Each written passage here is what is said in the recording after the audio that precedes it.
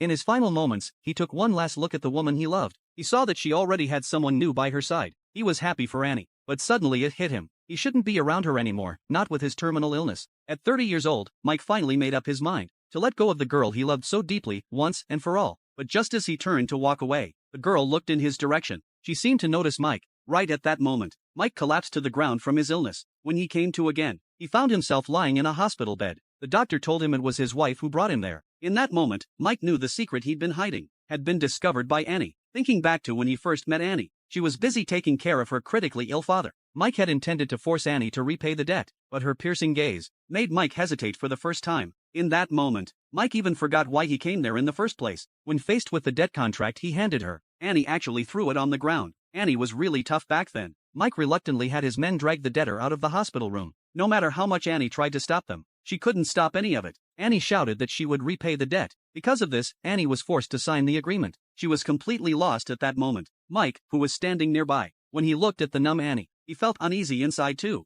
But this was his job, and Annie was just another person passing through his life. He thought this whole mess would end there, but on Mike's way home, at an unexpected turn, he ran into Annie again as she was getting off work.